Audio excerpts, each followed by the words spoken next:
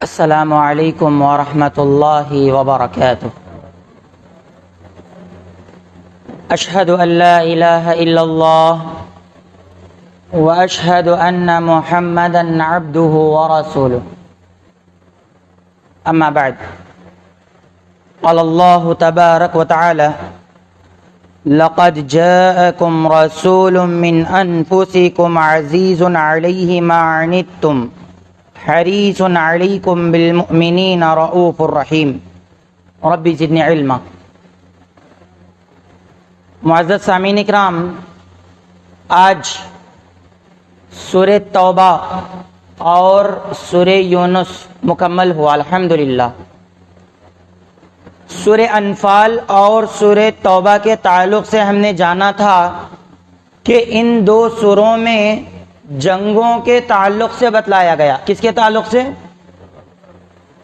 جنگ احد، جنگ بدر، مختلف جنگوں کے تعلق سے بتلایا گیا۔ آپ جانتے ہیں کہ دنیا کو فتح کرنے کے لیے کون نکلا تھا؟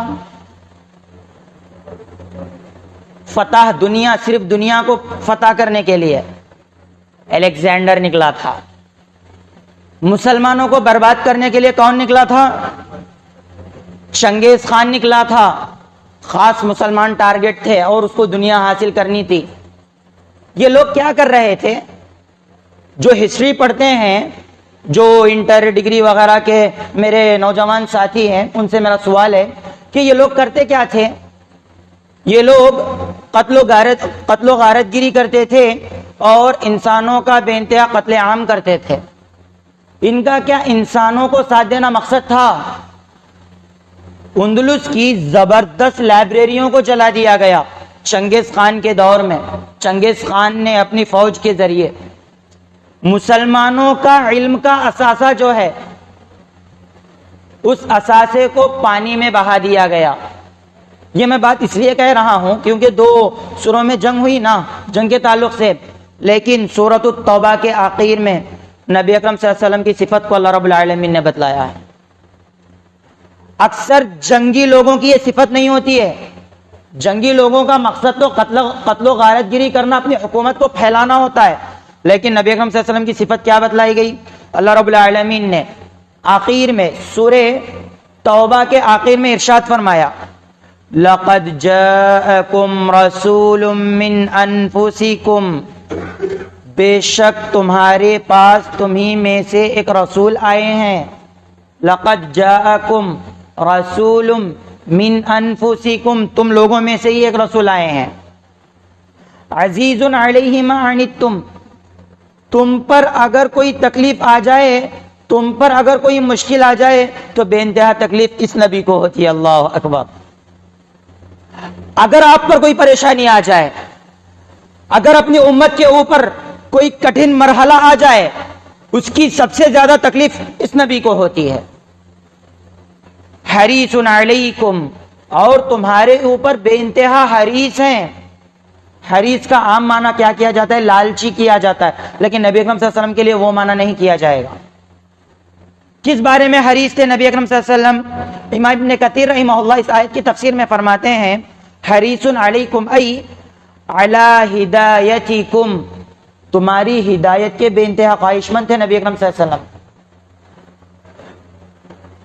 وصول النفع الدنیوی والاخروی الیکم، دنیا میں بھی فائدہ ملے، آخرت میں بھی فائدہ ملے، اس چیز کے نبی اکرم صلی اللہ علیہ وسلم حریص تھے تمہارے مسئلے میں۔ فرمایا گیا بالمؤمنین رؤوف الرحیم، مومنوں کے مسئلے میں، مومنوں کے معاملے میں نبی اکرم صلی اللہ علیہ وسلم بے انتہا نرم، بے انتہا رؤوف، بے انتہا، جس کی کوئی انتہا نہیں، اتنے زیادہ مومنوں کے بارے میں نبی اکرم صلی اللہ علیہ وسلم رحیم تھے، رؤوف تھے۔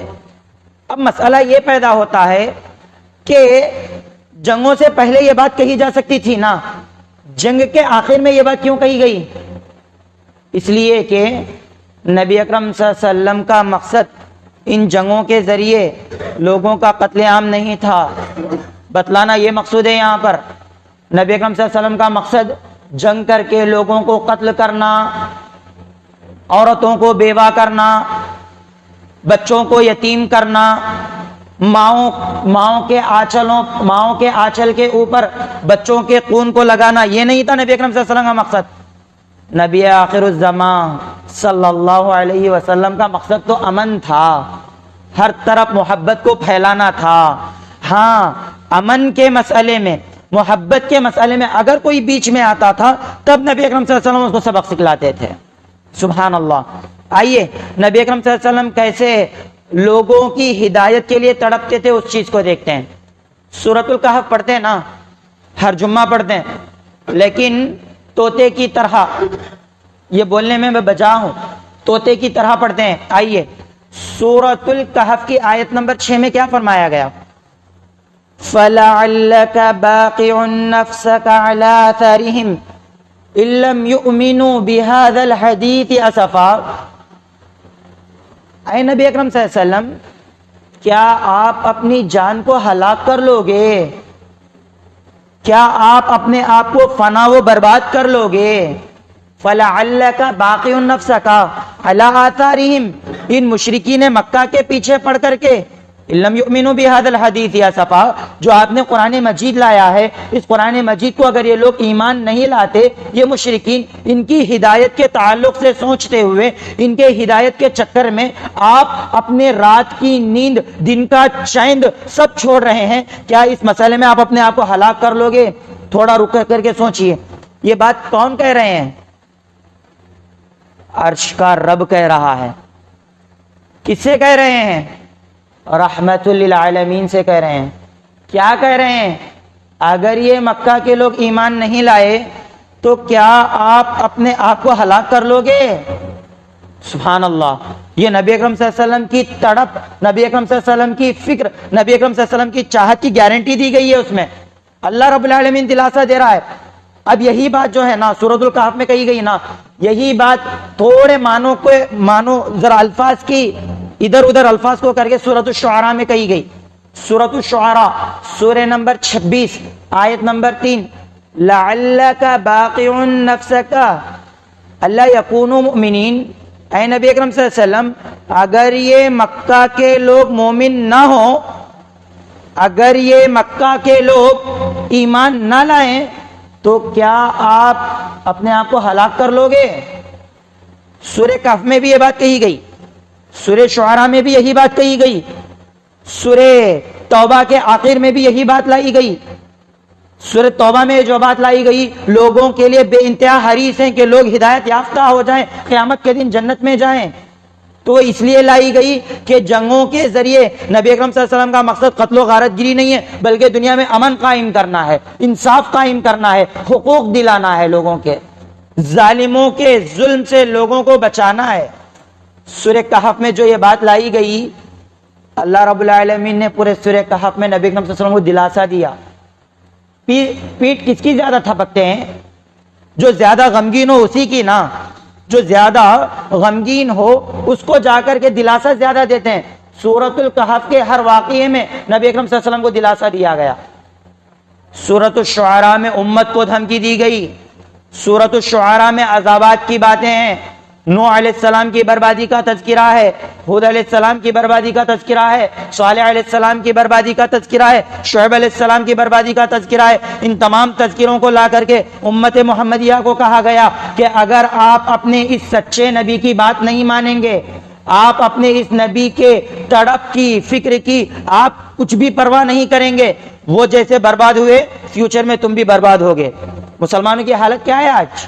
ذلیل رسوا کیوں ہے مسلمان آج حقیر کیوں ہوتے جا رہے ہیں؟ مسلمانوں کی عزت کی نگاہ سے کیوں نہیں دیکھا جا رہا ہے؟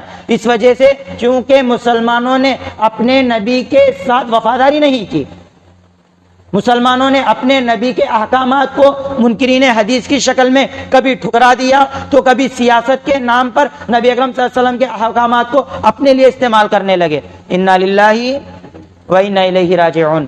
تو دیکھیے نبی اکرم صلی اللہ علیہ وسلم کے تڑپ کے تعلق سے بتلایا گیا کہ نبی اکرم صلی اللہ علیہ وسلم لوگوں کے لیے کتنے فکر مند تھے۔ اس کے بعد ایک مثال پیش کی گئی، نبی اکرم صلی اللہ علیہ وسلم نے خود اپنے ذات کی مثال دی ہے۔ کیا؟ صحیح بخاری میں ابو ہریرہ رضی اللہ عنہ سے مروی ہے، صحیح بخاری میں امام بخاری نے کتاب الرقاق میں اس حدیث کو پیش کیا ہے۔ رقاق کے معنی ہے دلوں کو نرم کرنے والا باب، وہ کتاب جس کے پڑھنے سے دل نرم ہو جاتے ہیں، اس کتاب میں امام بخاری رحمہ اللہ نے اس حدیث کو لایا ہے۔ یعنی امام بخاری رحمہ اللہ بتلانا یہ چاہتے ہیں کہ مسلمانوں اس کتاب میں نبی کی اس حدیث کو، نبی کی اس تڑپ کو پڑھ کر کے تو اپنے آپ کو سدھارو۔ کیا ہے؟ فرماتے ہیں انما مثلی ومثل الناس کمثل رجل استوقد نارا، نبی اکرم صلی اللہ علیہ وسلم فرماتے ہیں یقیناً میری مثال، انما مثلی ومثل الناس، میری مثال اور لوگوں کی مثال اس آدمی کی طرح ہے، میرا ایگزامپل، لوگوں کا ایگزامپل اس آدمی کی طرح ہے، استوقد نارا، جس نے آگ جلایا۔ ہوتا ہے نا پرانے زمانے میں اگر دور نکل جاتے، جنگل وغیرہ آ جاتا تو رات میں رکنے کے لیے کیا کرتے؟ الاؤ سلگاتے، آگ جلاتے۔ بس آپ امیجن کیجئے ایک آدمی ہے اپنے گاؤں سے سفر کے لیے نکلا، درمیان میں جنگل آ گیا، جنگل میں اب اسے رکنا ہے تو ان سب سے پہلے کیا کرے گا؟ اچھی زمین تلاش کرے گا۔ اللہ رب العالمین نے مکہ مدینہ اچھی زمین بول کر کے اللہ کے رسول صلی اللہ علیہ وسلم کو دیا۔ اس کے بعد کیا کرے گا؟ آگ جلائے گا۔ کیا جلائے گا؟ آگ جلائے گا۔ اب آگ جلانے کے بعد کیا ہوتا ہے؟ چھوٹے چھوٹے جو کیڑے ہوتے ہیں، پتنگے ہوتے ہیں، وہ آگ کی طرف آتے ہیں نا۔ اب آپ سے سوال ہے اس آدمی کو ان کیڑوں سے کیا تو تعلق ہے؟ آدمی کا مقصد روشنی لینا ہے نا، آدمی کا مقصد اس آگ سے روشنی لینا ہے، دوسرا کوئی مقصد نہیں ہے اس کا، لیکن وہ آدمی کیا کر رہا ہے؟ کیڑوں کو دور ہٹا رہا ہے۔ نبی اکرم صلی اللہ علیہ وسلم نے فرمایا کہ جب جیسے ہی وہ آدمی ایک آگ سلگاتا ہے تو اس کے آس پاس کیڑے آ جاتے ہیں، پتنگے آ جاتے ہیں، پتنگے آتے ہیں اور وہ آگ میں گرنے لگتے ہیں۔ وہ آدمی اپنے ہاتھوں سے، اپنی چادر سے، مختلف انداز سے ان پتنگوں کو دور دور کرتا ہے کہ ارے تم اس میں پڑو گے تو جل جاؤ گے، ہلاک ہو جاؤ گے، برباد ہو جاؤ گے۔ میری مثال اس آدمی کی جیسی ہے کہ میں بھی انا آخذ حجزکم، میں بھی تمہاری کمر کو پکڑ پکڑ کر کے جہنم کی آگ سے دور کر رہا ہوں، لیکن تم ہو کہ اس آگ میں گرتے جا رہے ہو۔ اللہ اکبر۔ نبی کا کام کیا تھا؟ یا ایھا النبی یا ایھا الرسول بلغ ما انزل الیک، اے رسول، اے نبی، آپ کے پاس جو نازل کیا گیا وہ پہنچا دیجئے، اتنا ہی کام ہے نا۔ لیکن نبی اکرم صلی اللہ علیہ وسلم کمر کو پکڑ پکڑ کر کے جہنم کی آگ سے دور کر رہے ہیں، لیکن لوگ ہیں کہ اس میں گرتے جا رہے ہیں۔ اس سے بڑی کوئی نبی اکرم صلی اللہ علیہ وسلم کی مثال لا سکتا ہے؟ ایک آدمی کو آگ سے کوئی پرواہ نہیں ہے، لیکن پھر بھی وہ پتنگوں کا خیال کر رہا ہے، جیسا وہ آدمی ان نادان، ان کم عقل پرندوں کی پرواہ کر رہا ہے۔ نبی اکرم صلی اللہ علیہ وسلم پوری زندگی آخری سانس تک مسلمانوں کی یہی پرواہ کر کے گئے، انسانوں کی یہی پرواہ کر کے گئے۔ آخر میں کیا نصیحت کی گئی تھی؟ الصلاۃ وما ملکت ایمانکم، مسلمانوں نماز کی حفاظت کرو، نماز کی حفاظت کرو، اور تمہارے انڈر میں جو کام کر رہے ہیں ان کا خیال کر لو۔ یہی تو سکھلایا تھا نبی اکرم صلی اللہ علیہ وسلم نے۔ ایک طرف حقوق اللہ بتلائے تو دوسری طرف حقوق العباد کی طرف توجہ کر کے گئے نبی اکرم صلی اللہ علیہ وسلم۔ سبحان اللہ۔ اس واقعے، اس سورۃ التوبہ میں یہ آخر میں لا کر کے تمام انسانوں کے ذہنوں کو جھجوڑ دیا گیا۔ جاؤ تمام دنیا کی جنگوں کو سامنے رکھ لو، نبی اکرم صلی اللہ علیہ وسلم کی جنگوں کو سامنے رکھ لو، تمہیں آسمان اور زمین کا فرق دکھ جائے گا۔ سبحان اللہ۔ تو جنگ کرنے کا مقصد کسی کو نقصان پہنچانا نہیں، بلکہ دنیا میں امن برقرار رکھنا ہے۔ حاضرین اکرام، اس کے بعد سورہ یونس کو پیش کیا گیا۔ کون سا سورہ؟ سورہ نمبر 10، سورہ یونس۔ اچھا، آپ سے سوال ہے، اب ہمارا سیشن چلتا نا سوال کا۔ یونس علیہ السلام کی قوم کا نام کیا تھا؟ یونس علیہ السلام کی قوم کا نام کیا تھا؟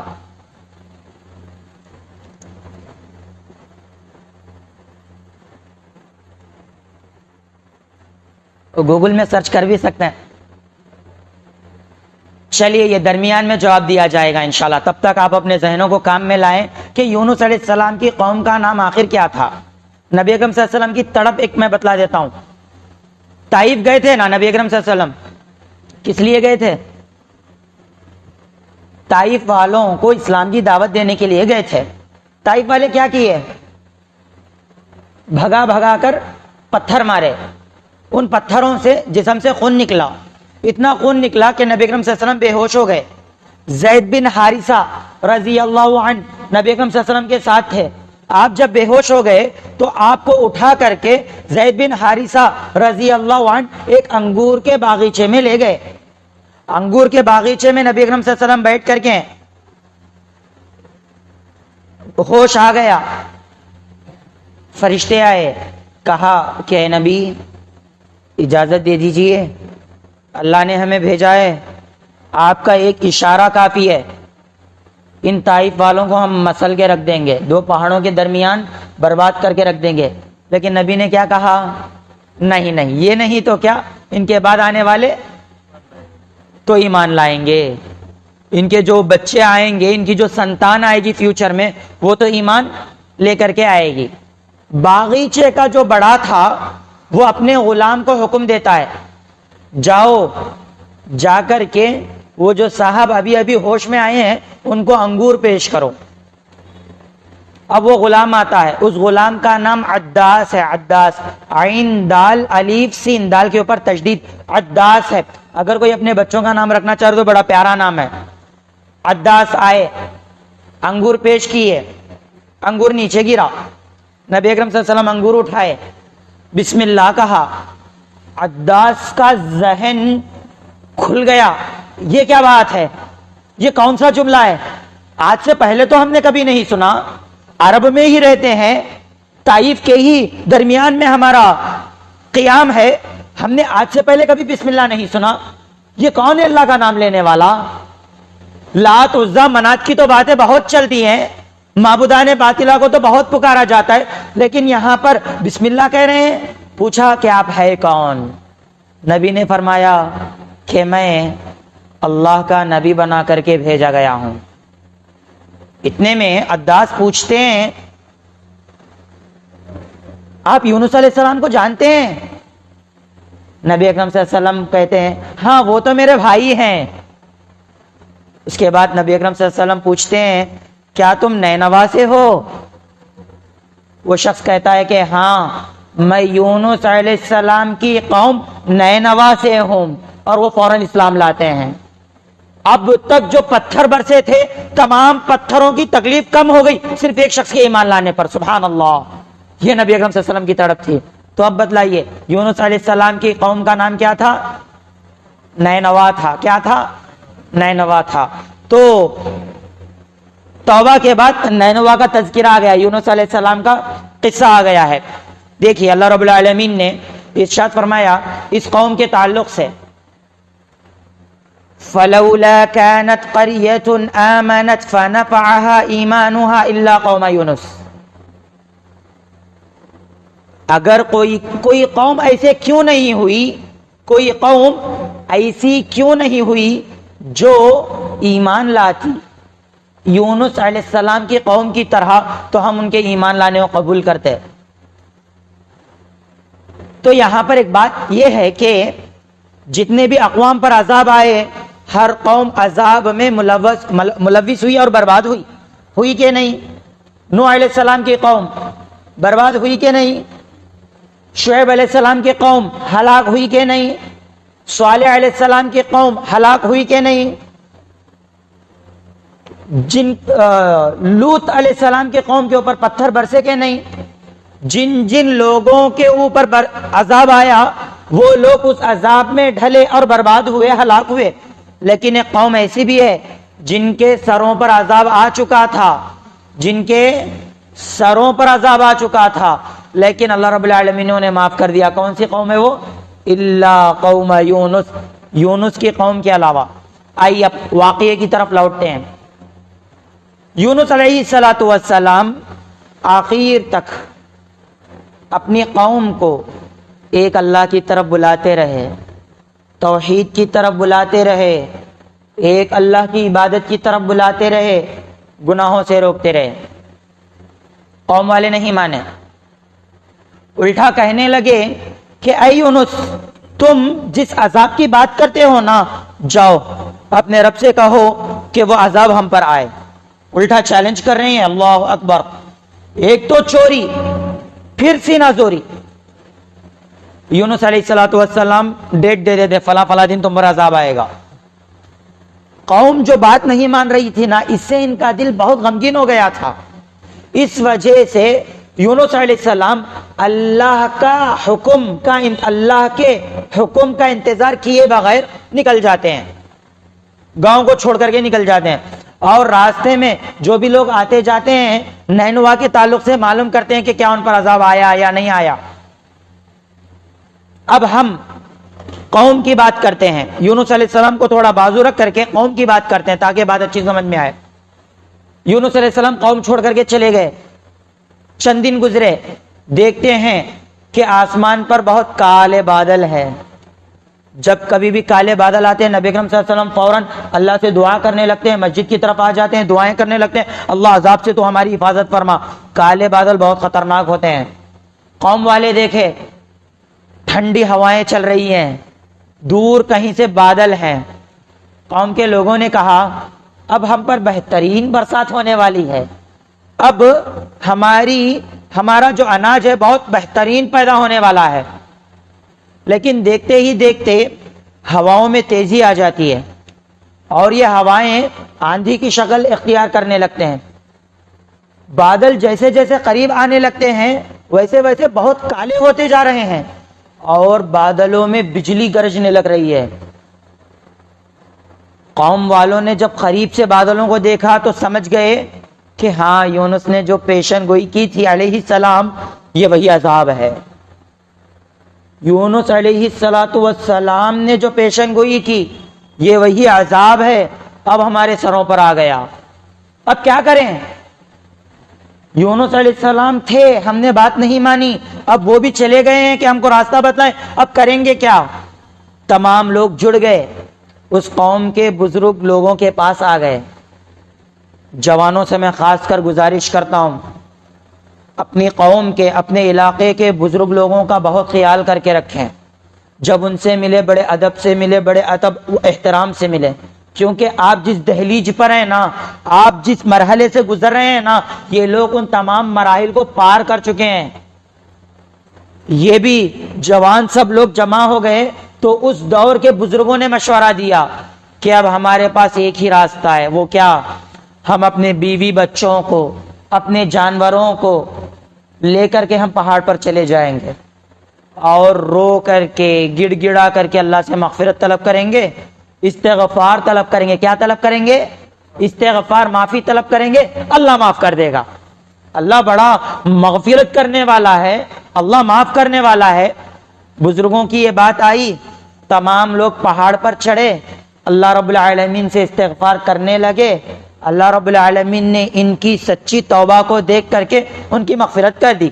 یہی بات اللہ رب العالمین نے کہی کہ فَلَوْلَا كَانَتْ قَرْيَةٌ آمَنَتْ، اگر کوئی علاقہ، کوئی قریہ، کوئی قوم اللہ پر ایمان لے آتی جیسا یونس کے قوم لے کر کے آئی تو ہم معاف کر دیتے، لیکن دوسرے قوم والوں نے ویسا نہیں کیا، سوائے یونس کے قوم نے ایسا کیا۔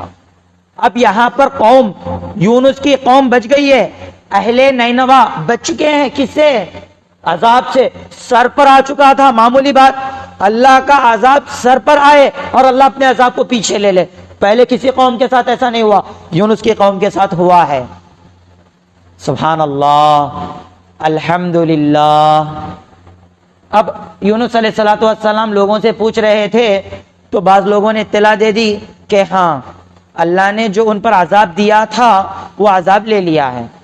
اب یونس علیہ السلام چونکہ رنجیدہ ہو چکے تھے اپنی قوم سے، سمندر میں چلے گئے کشتی میں بیٹھ کر کے۔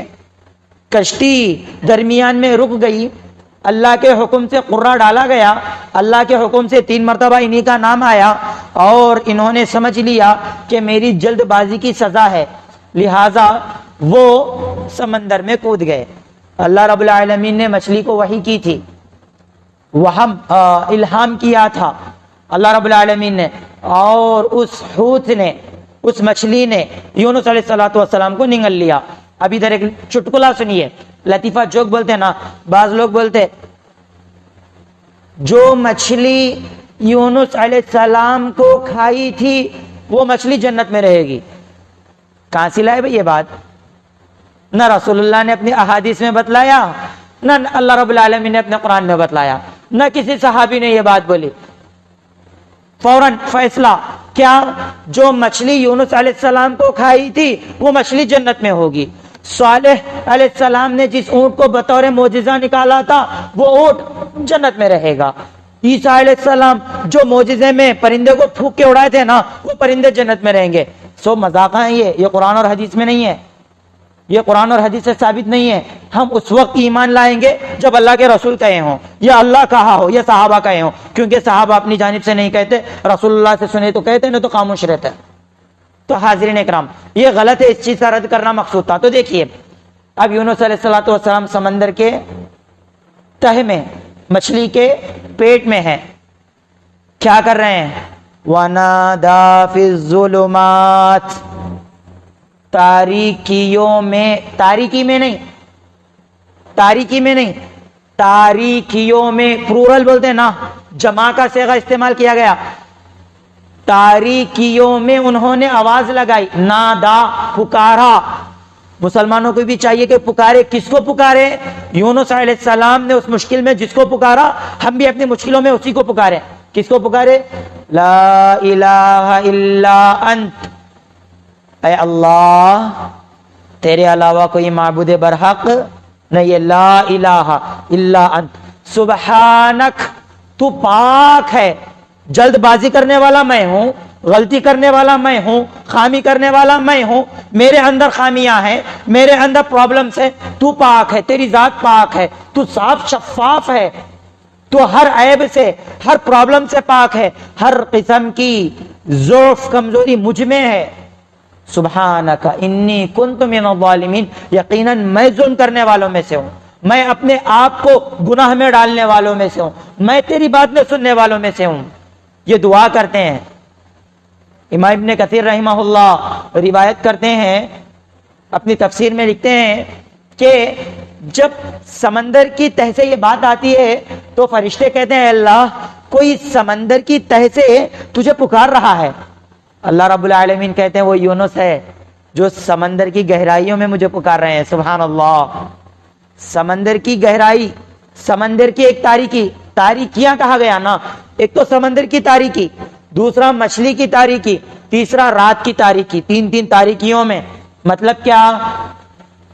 تین کٹھن مشکلات ہے ان کے اندر، اور انسان اجالے میں بے چین نہیں ہوگا اگر اس کو تنہا رکھا جائے. انسان کی نفسیات کی بات ہے، قرآن نفسیات کے اوپر بات کرتا ہے. سائیکالوجی بولتے ہیں نا، قرآن سائیکالوجی کی بات کر رہا ہے یہاں پر. انسان تنہائی کو برداشت نہیں کر سکتا، زیادہ تر اکیلے رہنے کو انسان زیادہ تر برداشت نہیں کر سکتا. وہ فوراً چاہتا کہ کسی سے بات کرے، کسی سے ملے. 3 دن 4 دن اسے تنہائی میں رکھ دو، اکیلا کوئی بات کرنے والا نہ ہو، اس کے بعد اس کی حالت خراب ہو جاتی ہے. وہ یا تو بیمار پڑ جاتا ہے یا ہولا بن جاتا ہے، وہ پاگل قسم کا بن جاتا ہے. انسان جو ہے نا تنہا رہنا محسوس نہیں کرتا. دوسرا انسان تاریکی میں رہنا محسوس نہیں کرتا، پسند نہیں کرتا. اس کو روشنی نہیں چاہیے، اس کو روشنی چاہیے، اس کو زیادہ تاریکی نہیں چاہیے. بس تاریکی اسے آرام کے لیے چاہیے، اندھیرا اسے آرام کے لیے چاہیے. لیکن اللہ رب العالمین نے بتلایا ایسے مشکلات میں بھی ایک مسلمان زندہ رہ سکتا ہے. سبحان اللہ. دیکھیے 3 بڑی بھیانک مشکلات ہے تاریکیوں کی، اور کوئی بات کرنے کے لیے بات کرنے والا نہیں. ایسے وقت میں انہوں نے کس کا سہارا لیا؟ غوث اعظم کا نہیں لیا، نعوذ باللہ. عبد القادر جیلانی رحمہ اللہ کا سہارا نہیں لیا، معین الدین چشتی رحمہ اللہ کا سہارا نہیں لیا. اگر کسی کا سہارا لیے ان تاریکیوں میں تو انہوں نے سیدھے اللہ رب العالمین کو پکارا. سبحان اللہ. آواز اللہ رب العالمین کو لگائی. اگر وہ چاہتے ابراہیم علیہ السلام کو آواز لگا سکتے تھے، اگر وہ چاہتے آدم علیہ السلام کو بلا سکتے تھے، اگر وہ چاہتے نوح علیہ السلام کا وسیلہ لے سکتے تھے، لیکن ڈائریکٹ کہا لا الہ الا انت سبحانک انی کنت من الظالمین. اللہ رب العالمین نے ایک جگہ فرمایا اگر یونس علیہ السلام تسبیح بیان نہ کرتے تو وہ قیامت تک مچھلی کے پیٹ میں رہتے. مچھلی کے پیٹ سے انہیں آزادی نہیں ملتی. بس انہوں نے تسبیح بیان کی تھی, اللہ کی پاکی بیان کی تھی, تو اللہ رب العالمین نے انہیں مچھلی کو حکم دیا, مچھلی نے سمندر کے کنارے پر انہیں چھوڑ دیا. واقعے کو یہیں پر رکاتے ہیں. اس واقعے سے ہمیں دو باتیں پتہ چلے. کیا؟ ایک اجتماعی گروپ کے وجہ سے ایک بات پتہ چلتی ہے. دوسرا انفرادی, اکیلے رہیں تو وہ کیا؟ اگر آج مسلمان کامیاب ہونا چاہتے ہیں, تمام مسلمان شرک بدعات کو چھوڑ کر کے اللہ کے دربار میں استغفار طلب کر کے سچے پکے مومن بن جائیں. یہ جو آج غیر حکومتیں ہم پر مسلط ہیں اور غیر ہم پر حکومتیں کر رہے ہیں, یہ ذلت ہم سے ہٹا لی جائے گی. ان کے اوپر عذاب آیا نا, غیر کا مسلمانوں پر مسلط ہونا یہ اللہ کے عذابات میں سے ایک عذاب ہے. غیر کو دیکھ کر کے مسلمان جو ڈر رہا نا, یہ اللہ کے عذابوں میں سے ایک عذاب ہے. یہ اگر مسلمان آج کامیاب ہونا چاہتا ہے, تمام مسلمانوں کی بات کر رہا ہوں میں, اہل حدیث, دیوبندی, حنفی, بریلوی, ایسا نہیں کر رہا میں, جو بھی لا الہ الا اللہ محمد رسول اللہ کہتا ہے, ہر اس شخص سے مخاطب ہوں میں. اگر وہ چاہتے ہیں کہ متحد ہو جائیں, یونس علیہ السلام کی قوم نے جو کام کیا وہ کام کریں, تمام گناہوں کو چھوڑیں, شرک بدعات کو چھوڑیں, صرف اور صرف ایک اللہ کی طرف رجوع ہو جائیں, پکے مومن بن جائیں, انشاءاللہ اللہ رب العالمین کامیابی دے گا. یعنی اپنی اصلاح کریں, جماعت کی شکل میں اپنی اصلاح کریں. دوسرا ہمیں اس واقعے سے نقطہ ملتا ہے وہ یہ کہ انسان کو پہلے اپنی غلطی دیکھنی چاہیے, دوسروں کی نہیں. انسان کو اپنی غلطی دیکھنی چاہیے کہ میں کتنا غلط ہوں, میں کتنے خامی پر ہوں, مجھ سے کیا غلطیاں ہو رہی ہیں. کیونکہ یونس علیہ السلام دعا کر رہے ہیں نا, لا الہ الا انت سبحانک سبحانک سبحانک انی کنت من الظالمین, میں ظلم کرنے والوں میں سے ہوں. یونس علیہ السلام نے یہ نہیں کہا کہ اللہ انہوں نے مانے تو میں ایسا کیا, کہے کیا؟ دعا واضح, اے اللہ میری قوم نے میری بات نہیں مانی, اس وجہ سے میں میری قوم سے نکل کر کے آ گیا. بہانہ بنائے نہیں بنائے, فوراً کیا کہے, اے اللہ میری غلطی ہے, میری خطا ہے, میری خامی ہے, بس اے اللہ تو پاک ہے, اب تو جانتا میری دعا کیا ہے, تو اس کو قبول فرما, مجھے رہائی دے. تو ہر مسلمان کو چاہیے, ہر مسلمان کو چاہیے کہ وہ اپنے بارے میں دیکھے, یہ کیا کر رہا, یہ ہمارا پرانا ہے, یہ ہر جگہ کہہ رہا ہوں, یہیں بھی کہہ رہا ہوں میں, ان کیا کر رہا, ان کیا کر رہا, ان ویسا کر رہا ہے, ان یہ عہدے پہ ہو کے ویسا کر رہا نہیں. میں کیا کر رہا ہوں, میں نے اب تک کیا کیا ہے, مجھے اب کیا کرنا ہے, قبر میں مجھ سے کیا سوالات ہوں گے, قیامت کے دن مجھ سے کیا سوالات ہوں گے. میری قبر میں فلاں کے بارے میں سوال نہیں ہوگا, اس کی قبر میں میرے تعلق سے سوال نہیں ہوگا. تو اب کرنا کیا ہے, مجھے اپنی اصلاح کرنا ہے, مجھے اپنے آپ کو درست کرنا ہے. یونس علیہ السلام نے اپنی اصلاح کی, یونس کی قوم نے اپنی اصلاح کی, لہٰذا مجھے میری اصلاح کر لینا ہے اور میری قوم کو اپنی اصلاح کر لینا ہے. بس یہ دو نقطے یونس علیہ السلام کی اس واقعے سے ہمیں بڑے عمدہ ملتے ہیں, لیکن اسے دل سے قبول کر کے اپنی اصلاح بھی کر لینی چاہیے. اپنے آپ کو دیکھ کر کے میری کیا غلطی ہے, چلیے میری غلطی نہیں ہے, اس کی غلطی ہے, سکون سے بیٹھیں. اچھا اس کی بھی غلطی نہیں, تو مسئلہ کیا ہے, ہاں غلط فہمی آ رہی ہے, سکون سے بیٹھے, مسئلہ حل. تمام مسلمانوں کی پریشانی یہیں پہ اٹکتی, غلط فہمی کا شکار ہو کے ایک دوسرے کے خلاف ہو کر کے چپ زندگی گزارتے رہتے ہیں. پیر کے دن اعمال اٹھائے جاتے ہیں, لیکن یہ دو آپس میں بات چیت نہیں کر رہے ہیں, مل رہے جل رہے نہیں, اس لیے ان کے اعمال اللہ کے پاس نہیں جا رہے, بس صرف غلط فہمیوں کی وجہ سے. تو بہرحال آج کا جو درس تھا, تین نکات اس میں پیش کیے گئے.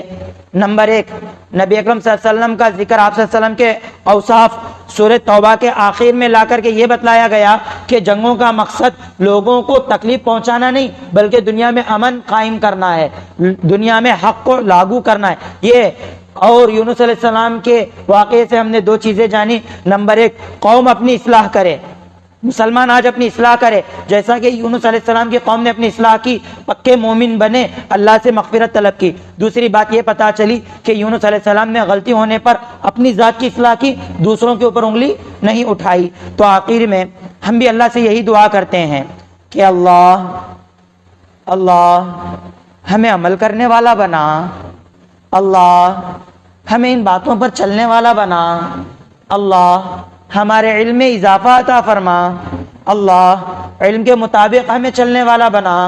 اللہ آج مسلمان ماؤں اور بہنوں کے ساتھ کھلواڑ کیا جا رہا ہے، اللہ ہمارے ماؤں اور بہنوں کی حفاظت فرما۔ اللہ آج ہمارے بھائی گمراہ ہوتے جا رہے ہیں، اللہ ہمارے مسلمان بھائیوں کی تو حفاظت فرما۔ اللہ ہمارے کئی ایک ہمارے ایسے ساتھی ہیں، لوگ ہیں جو پچھلے رمضان تھے، اس رمضان موجود نہیں ہے، اللہ ان کی مغفرت فرما، اللہ ان کے گناہوں کو معاف فرما، اللہ ان کی قبر کو نور سے بھر دے۔ اللہ آخر میں ہم جنتیوں کی وہی بات کہتے ہیں، وآخر دعوانا ان الحمد للہ رب العالمین، والسلام علیکم ورحمۃ اللہ وبرکاتہ۔